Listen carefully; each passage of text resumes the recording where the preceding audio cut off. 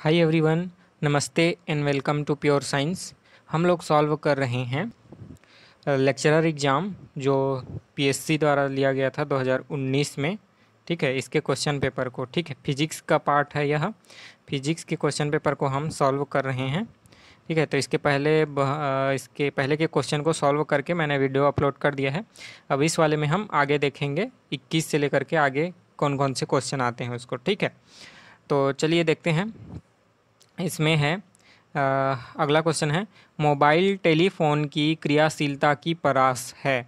ठीक है, जो हमारे पास फ़ोन होता है, सेल्यूलर फ़ोन, ठीक है, या मोबाइल फ़ोन, तो इसका जो किस रेंज पर यह काम करता है। ठीक है, यह मोबाइल फ़ोन किस रेंज के फ्रीक्वेंसी पर काम करता है ना। जो हम उसमें बात करते हैं, तो फ़ोन लगाते हैं, किसी को बात करते हैं, मैसेज करते हैं, या फिर उसका जो नेट चलता है ना, यह मेनली किस फ्रीक्वेंसी रेंज पर वह काम करता है। ठीक है, तो देखिए मैंने सुविधा के लिए लिख दिया है यहाँ पर क्वेश्चन पेपर में ही आंसर को। ठीक है, यहाँ ये ऑप्शन दिए हुए हैं, 1 से 100 मेगाहर्ट्ज, 100 से 200, 1000 से 2000, या 800 से 950 मेगाहर्ट्ज। ठीक है, तो यह जो है मेगाहर्ट्ज का जो फ्रीक्वेंसी रेंज होता है, यह रेडियो फ्रीक्वेंसी का रेंज होता है।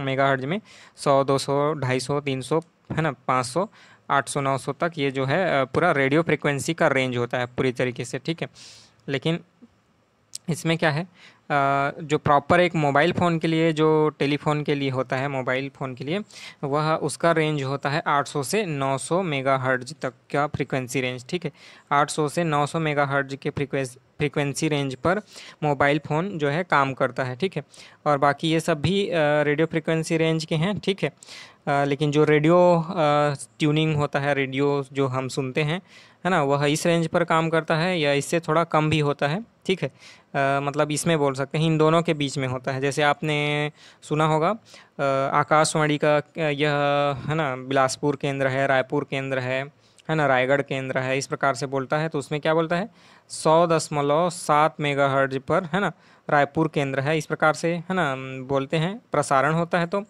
आकाशवाणी का रायगढ़ केंद्र है, रायपुर केंद्र है, जिसमें किस फ्रीक्वेंसी रेंज में प्रसारण हो रहा होता है, तो 100.7 मेगाहर्ट्ज पे। ठीक है, फिर उसके बाद 93.8 रेड एफएम, ये सब सुना होगा आपने, है ना, 93.8 मेगाहर्ट्ज पर रेड एफएम चलता है ना। तो ये ऐसे अलग अलग मेगाहर्ट्ज के फ्रीक्वेंसी रेंज पर रेडियो चैनल चलते हैं। ठीक है, इसी प्रकार से उससे थोड़ा और ज़्यादा फ्रीक्वेंसी रेंज पर टीवी का चैनल होता है। ठीक है, 100 से ज़्यादा, 200 से ज़्यादा, है ना, तो ये 800, 900, है ना, इस रेंज पर लगभग टीवी का चलता है, सॉरी, मोबाइल फ़ोन का चलता है। ठीक है, और इससे ज़्यादा जो है रेडियो से ज़्यादा में टीवी का चलता है, 200, 300 आसपास में। ठीक है, इसके बाद आगे है, अगला क्वेश्चन है, इसको देखते हैं। नीचे दिए गए, है ना, यहाँ पर एक नीचे में एक जो दिया हुआ है एम्पलीफायर का सर्किट है, यह यहाँ पर जो दिया हुआ है एम्पलीफायर का सर्किट है। तो इस सर्किट में हमको वोल्टेज लाभ, है ना, वोल्टेज गेन कितना होगा, the voltage gain of the following amplifier circuit is, है ना, यहाँ पर एम्पलीफायर सर्किट है, तो इसमें वोल्टेज गेन कितना मिलेगा। देखिए, तो यहाँ पर है यह एक एम्पलीफायर। ठीक है, यहाँ ये फीडबैक रजिस्टेंस है 100 किलो ओम का फीडबैक रजिस्टेंस है, ये इनपुट रजिस्टेंस है 1 किलो ओम का। ठीक है, यहाँ पर एसी सिग्नल दिया जा रहा है V1। ठीक है, एसी इनपुट सिग्नल कितना है, V1 है, और ये है इनपुट जो रजिस्टेंस है 1 किलो ओम का, ये फीडबैक रजिस्टेंस है 100 किलो ओम का, है ना, और ये जो है 10 किलो ओम का ग्राउंडेड है। ठीक है, और इधर आउटपुट वोल्टेज है V0। ठीक है, आउटपुट वोल्टेज कितना है, V0। ठीक है, तो हम जानते हैं कि V इज इक्वल टू क्या होता है, IR, है ना, V is equal to IR, और वोल्टेज गेन को डिनोट करते हैं A से, और उसका वैल्यू होता है V0 अपॉन VI, या V आउट अपॉन V इन। ठीक है, VO है, समझो ये V आउट है, और ये VI जो है V इन है। तो ये वोल्टेज गेन का फार्मूला हो गया, है ना, निकासी वोल्टेज अपॉन क्या होता है, निर्गत वोल्टेज अपॉन निवेशी वोल्टेज। ठीक है, तो निर्गत वोल्टेज है या आउटपुट वोल्टेज है V0 या VO, और इनपुट वोल्टेज है VI। ठीक है, तो गेन कितना होगा, A is equal to VO upon VI, और हम जानते हैं V is equal to IR होता है। तो देखिए VO इज इक्वल टू हो जाएगा I जो कि करंट है इसमें बहने वाली है ना, इस पूरे सर्किट में बहने वाली धारा जो है आई है। ठीक है, सर्किट में बहने वाली धारा कितनी है तो आई है, इसमें यहाँ से होकर के इधर से होकर के जाने वाली जो धारा है वह आई है। तो V O is equal to हो जाएगा आई आर एफ, है ना, ये जो फीडबैक रजिस्टेंस है आई आर एफ ये 100 किलो ओम का है। ठीक है, और V I is equal to हो जाएगा आई, है ना, आर आई इनपुट रजिस्टेंस, या ठीक है इनपुट रजिस्टेंस, हाँ इनपुट रजिस्टेंस जो जिसका मान है 1 किलो ओम। तो ये हो गया हमारे पास फार्मूला। तो यहाँ आई आई कैंसिल आउट हो जाएगा, तो R F upon R I जो है आएगा हमारे पास R F upon R I. ठीक है, तो आर एफ कितना है 100 किलो ओम और आर आई कितना है तो 1 किलो ओम, तो इसका वैल्यू कितना होगा 100 का जो है वोल्टेज गेन हमको मिलेगा 100। ठीक है, तो ऑप्शन बी में दिया हुआ है 100 का वोल्टेज गेन। ठीक है, देखते हैं अगला क्वेश्चन। बेरियान समूह में अधिकतम स्थायी कण कौन सा होता है? बेरियान समूह होता है ना, जो इसमें आप जानते होंगे जो फंडामेंटल पार्टिकल्स होते हैं या फिर एलिमेंट्री पार्टिकल्स, है ना, उसमें बहुत सारे टाइप होते हैं उसके, है ना, उसका अलग अलग हिसाब से क्लासिफिकेशन किया जा सकता है। किस किस अकॉर्डिंग क्लासिफिकेशन किया जा सकता है? तो मैसिव पार्टिकल जिसमें मास हो, है ना, या फिर मासलेस पार्टिकल, है ना, जिसमें मास नहीं हो, मासलेस पार्टिकल, या और किस तरीके से किया जा सकता है क्लासिफिकेशन? तो बोसॉन पार्टिकल होते हैं, है ना, एक कैटेगरी में, जिनका जो है स्पिन नंबर होता है 0 1 2 3 इस प्रकार से इंटीजर स्पिन। या फिर फर्मियन पार्टिकल होते हैं, फर्मियन, है ना, फर्मियन पार्टिकल होते हैं, तो इनका जो होता है 1/2 3/2, है ना, 5/2 इस प्रकार से इनका होता है आपका स्पिन नंबर। ठीक है, तो इसी प्रकार से जो बेरियान का ग्रुप होगा, बेरियान हाइपरॉन ऐसा डिवाइड करते हैं। ठीक है, तो बेरियान का जो ग्रुप होगा उसमें कौन कौन से पार्टिकल आते हैं? प्रोटॉन, न्यूट्रॉन, ठीक है, लैम्डा पार्टिकल ये हाइपरॉन के अंदर आएगा। ठीक है, और ओमेगा, है ना, जाई, सिग्मा, ये सब जो हैं बेरियान समूह में आएंगे। तो जो बेरियान पार्टिकल हैं प्रोटॉन, न्यूट्रॉन, ये सब में, है ना, कौन सा सबसे ज़्यादा स्थायी होता है? कौन सा सबसे ज़्यादा स्थायी होता है? तो ऑप्शन में दिए हुए हैं प्रोटॉन, है ना, लैम्डा पार्टिकल, न्यूट्रॉन और सिग्मा पार्टिकल। ठीक है, या ओम पार्टिकल, ठीक है, ओमेगा पार्टिकल। तो option A is the right answer कि प्रोटॉन जो होता है सबसे ज़्यादा स्थायी होता है। ठीक है, सबसे ज़्यादा स्थायी कौन होता है? प्रोटॉन। ठीक है, अगला क्वेश्चन देखते हैं। देखिए, त्रिआयनित बेरिलियम मतलब ट्रिपल आयोनाइज्ड बेरिलियम, मतलब बेरिलियम जो पार्टिकल है वह उसमें से 3 इलेक्ट्रॉन निकल चुके हैं। ठीक है, 3 इलेक्ट्रॉन निकल चुके हैं, इसलिए ट्रिपल आयोनाइज्ड है और धनात्मक है आयन है। ठीक है, तो बेरिलियम जो कि ट्रिपल आयोनाइज्ड है कि कौन सी अवस्था की त्रिज्या हाइड्रोजन की मूल अवस्था की त्रिज्या के बराबर होगी? कौन सी अवस्था की त्रिज्या हाइड्रोजन की मूल अवस्था की त्रिज्या के बराबर होगी? ठीक है, तो इसके लिए एक फार्मूला होता है, देखिए ये है फार्मूला। आर ए त्रिज्या निकालने के लिए, radius of any particle R A, है ना, ए जहाँ पर कोई भी उसका एटॉमिक पार्टिकल हो सकता है, बेरिलियम, हाइड्रोजन, हीलियम, लिथियम, है ना, उसको रखना है। और आर जो है रेडियस है, तो उसका फार्मूला होता है 0.529 into N square upon Z, N square upon Z. Z जो है नंबर, एटॉमिक नंबर है, जो भी एटम है उसका एटॉमिक नंबर क्या है? जेड।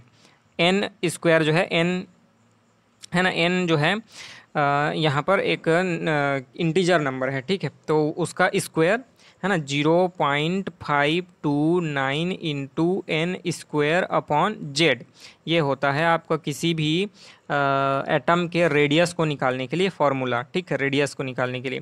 तो देखिए हमारे पास बेरिलियम जो है ट्राई आयोनाइज्ड है या फिर ट्रिपल आयोनाइज्ड है, तो R beryllium will be is equal to 0.529 into N square. हमको तो मालूम नहीं है कि एन का वैल्यू क्या है अभी, है ना, लेकिन जेड पता है। जेड क्या होता है? 4 होता है बेरिलियम के लिए, एटॉमिक नंबर कितना होता है? 4, है ना। और आर यानी radius of hydrogen will be 0.529 into N square. N यहाँ पर होगा 1, एन जो है एन इज इक्वल टू होगा 1, क्या है यहाँ पर नंबर ऑफ पार्टिकल या फिर इलेक्ट्रॉन का जो संख्या है वह है ना 1 है, और उसका एटॉमिक नंबर भी कितना है 1 है। ठीक है, सॉरी यहाँ पर एन जो है, एन जो है उसका कक्षा की त्रिज्या है, मतलब सॉरी कक्षा का नंबर है, कक्षा का नंबर। जैसे ग्राउंड स्टेट है ना, first excited state, second excited state, third excited state, ऐसा होता है। या फिर हम इसको इस प्रकार से डिनोट करें कि जैसे पहला कक्षा है ना, न्यूक्लियस है, न्यूक्लियस है, मान लेते हैं ये हाइड्रोजन का न्यूक्लियस है, तो इसके बाद ये पहला कक्षा है, ये दूसरा कक्षा है, ये तीसरा कक्षा है। तो ये जो पहला वाला है n इज इक्वल टू 1 होगा, ये दूसरा वाला n will be is equal to 2 होगा, तीसरा वाला n will be is equal to 3 होगा। तो वैसे ही इसमें पूछा गया है कि बेरिलियम की कौन सी अवस्था n, तो हमको तो मालूम नहीं है n का वैल्यू कितना है, ठीक है, लेकिन हाइड्रोजन का मालूम है, ग्राउंड स्टेट पूछा है यानी पहला, है ना। तो इस फार्मूला में n की जगह 1 आएगा हाइड्रोजन के लिए, यानी RH is equal to 0.529 into 1 square upon 1, क्योंकि उसका एटॉमिक नंबर भी 1 होता है, तो इसका कुल मान कितना हो जाएगा 0.529।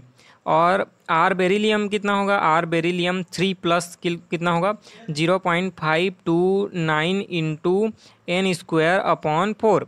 ये सबको कैलकुलेट करेंगे तो n इज इक्वल टू होगा, n square is equal to 4 आएगा, ठीक है, n square is equal to आएगा 4, तो यहाँ पर n इज इक्वल टू हो जाएगा 2, n इज इक्वल टू कितना हो जाएगा 2। तो इसका मतलब ये हुआ कि बेरिलियम की जो कक्षा संख्या है वह 2 है ना, दूसरे कक्षा संख्या जो कि हाइड्रोजन के मूल है ना अवस्था या ग्राउंड स्टेट अवस्था के बराबर होगा, उस दोनों का त्रिज्या बराबर होगा, बेरिलियम 3 प्लस का, बेरिलियम 3 प्लस का और हाइड्रोजन परमाणु के ग्राउंड स्टेट का, दोनों का त्रिज्या बराबर होगा। ठीक है, अगला क्वेश्चन है, नवीन रूप से बने हुए रेडियो एक्टिव मटेरियल या रेडियो एक्टिव सोर्स से जिसकी जो है अर्ध आयु कितनी है, हाफ लाइफ कितना है 2 घंटा है, ठीक है, उत्सर्जित विकिरण की तीव्रता अनुमत सुरक्षित स्तर से 64 गुना ज़्यादा है, जो सुरक्षित स्तर होता है उससे 64 गुना ज़्यादा है, वह न्यूनतम समय जिसके पश्चात इस स्रोत से सुरक्षापूर्वक कार्य किया जा सकता है। तो इतना कितना समय लगेगा जिसके बाद जो उसका रेडिएशन का लेवल है वह सुरक्षा स्तर के अंदर आ जाएगा, ठीक है, अभी तो 64 गुना ज़्यादा है सुरक्षा स्तर से, लेकिन कितने समय बाद जो है वह सुरक्षा स्तर के अंदर या नीचे आ जाएगा, ठीक है, रेडिएशन का स्तर, इसको निकालना है। तो इसका जो फॉर्मूला होता है क्या होता है ना, n upon n zero, n zero जहाँ पर है मूल परमाणुओं या कणों की संख्या, ठीक है, मूल कणों की संख्या n जीरो है, और t समय पश्चात कणों की संख्या उस सिस्टम का या उस निकाय का या उस रेडियो एक्टिव पार्टिकल का कितना है n है। रेडियो एक्टिव मटेरियल में कणों की संख्या किसी समय t पर कितना है n है, और मूल यानी t इज इक्वल टू 0 समय पर कितना है मूल अवस्था में n जीरो है, ठीक है। तो ये होता है 1/2 है ना n, ठीक है, 1/2 n, ठीक है, 1/2 क्या है यहाँ हाफ लाइफ को डिनोट करता है n, ठीक है, तो n is equal to n number of half life, n is equal to number of है ना, नंबर ऑफ हाफ लाइफ, ठीक है। देखिए फॉर्मूला में रखेंगे हम यहाँ है ना, तो n is equal to n zero 1/2 whole to the power n। तो देखिए यहाँ फार्मूला में हम रखें तो n जो है कितना है 1 और n जीरो कितना है 64, मूल से 64 गुना ज़्यादा है ना, जो समय t पर है वह मूल अवस्था से 64 गुना ज़्यादा है, तो ये 1/64 हो जाएगा, क्योंकि 64 को इधर लेके जाएंगे तो 64 मल्टीप्लाई होगा ना, मतलब 64 गुना ज़्यादा हो जाएगा, ठीक है। और will be is equal to 1/2 into 6 है ना, इंटू कितना हो जाएगा 6 whole to the power 6, into नहीं होल टू द पावर 6। तो इन दोनों को सॉल्व करेंगे है ना, तो ये 64 को हम है ना कि कैसे करके 2 के घात के रूप में लिख सकते हैं। तो इसको जब पूरा सॉल्व करेंगे है ना तो आएगा हमारे पास 6 2 टू द पावर 2 6 6 आएगा, तो 6 into 6 into two is equal to कितना हो जाएगा, 6 into two is equal to 12। 12 क्या, आवर, है ना। 12 आवर, जो समय कितना होगा, 12 आवर समय लगेगा, 12 घंटे का समय लगेगा। ठीक है, तो यहाँ ऑप्शन बी में टिक हुआ है, मतलब ऑप्शन बी सही है ना। 6 घंटे, 12 घंटे, 24 घंटे, 128 घंटे ऑप्शन दिए हुए हैं, तो इसमें option B is the right answer. 12 घंटे का समय लगेगा, जिसके पश्चात हम सुरक्षापूर्वक उस स्रोत से काम कर सकते हैं, उस स्रोत में से जो भी काम करना हो वह कर सकते हैं। तो कितने समय पश्चात, तो 12 घंटे पश्चात। ठीक है, ठीक है, चलिए इस वीडियो में इतना ही रखेंगे। आगे के प्रश्नों को हम अगले वीडियो में सॉल्व करेंगे। तो किसी भी प्रकार की कोई दिक्कत हो तो, है ना, कमेंट करके बताइएगा, मैं उसको सॉल्व करने की कोशिश करूँगा। मिलते हैं अगले वीडियो में, तब तक के लिए नमस्ते, धन्यवाद, थैंक यू।